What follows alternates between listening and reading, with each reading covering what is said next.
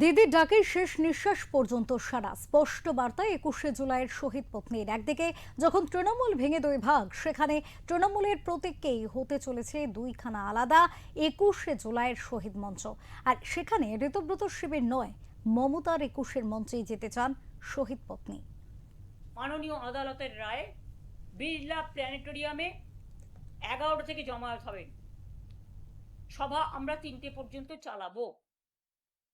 শহীদ পরিবারদেরও বলবো দয়া করে আসবেন।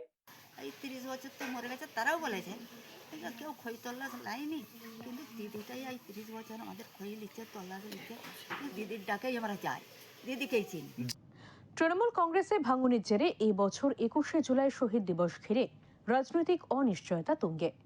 এই পরিস্থিতিতে 1993 সালের 21শে জুলাইয়ের শহীদ পরিবারের অবস্থান কি, সেই প্রশ্নের উত্তর খুঁজতে গিয়ে স্পষ্ট বার্তা পাওয়া গেল পশ্চিম মেদিনীপুরের 21শে জুলাইয়ের শহীদ শেখ আব্দুল খালিকের পরিবারের কাছ থেকে।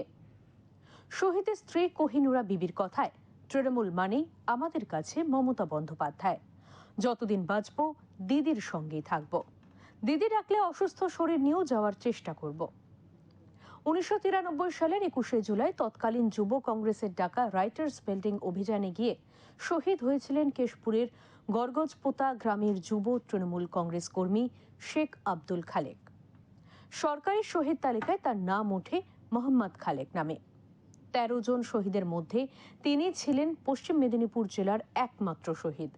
সেই ঘটনার পর থেকে করোনা অতিমারির একটি বছর বাদ দিলে প্রতি বছরই কলকাতায় 21শে জুলাইয়ের শহীদ স্মরণ সভায় উপস্থিত থেকেছেন তার স্ত্রী কোহিনুরা বিবি।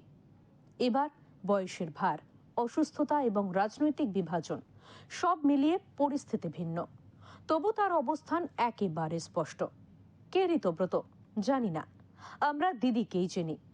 আমার স্বামীও সেদিন দিদির ডাকেই আন্দোলনে গিয়েছিলেন, কিন্তু আমাদের কাছে তৃণমূল মানেই মমতা বন্দ্যোপাধ্যায়।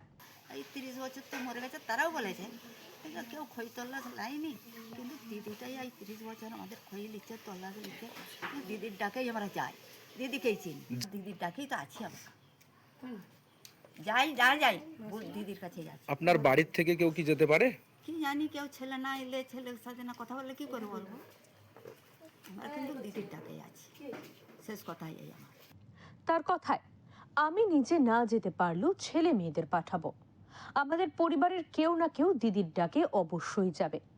বয়স 70 পেরিয়েছে, হাঁটা চলায় কষ্ট হয়, তবুও কাপা গলায় তার দৃঢ় উচ্চারণ, যতদিন বাঁচবো ততদিন দিদির সঙ্গেই থাকব। 1993 সালের সেই আন্দোলনের স্মৃতিও এখনো তাজা কোহিনুরার মনে। সচিত্র ভোটার পরিচয়পত্র চালুর দাবিতে যুব কংগ্রেসের মহাকরণ অভিযানে অংশ নিয়েছিলেন তার স্বামী। সেদিন পুলিশের লাঠিচার্জ, কাঁদানে গ্যাস ও গুলি চালানোর পর 2 দিন নিখোঁজ ছিলেন খালেক। পরে রাস্তার ধারে গুরুতর জখম অবস্থায় তাকে উদ্ধার করা হলেও হাসপাতালে মৃত্যু হয় তার। কোহিনুরার কথায় উঠে আসে দীর্ঘ 3 দশকের সম্পর্কের স্মৃতিও। জানা যায়, শহীদ পরিবারের জন্য কিছু কম করেননি মমতা। রেলমন্ত্রী থাকাকালীন শহীদ পুত্রকে রেলে চাকরি দিয়েছিলেন মমতা। 26-এর 21-এর শহীদ তর্পণেও শহীদ পরিবারকে অংশগ্রহণ করার আমন্ত্রণ জানিয়েছেন মমতা বন্দ্যোপাধ্যায়।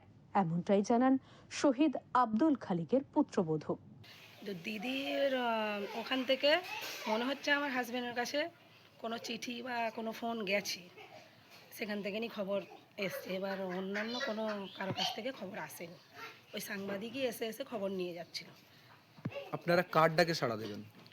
আমাদের তো এবার দিদির ডাকেই সাড়া ছিল এতদিন পর্যন্ত, এবার ওনার এতেই থাকবে।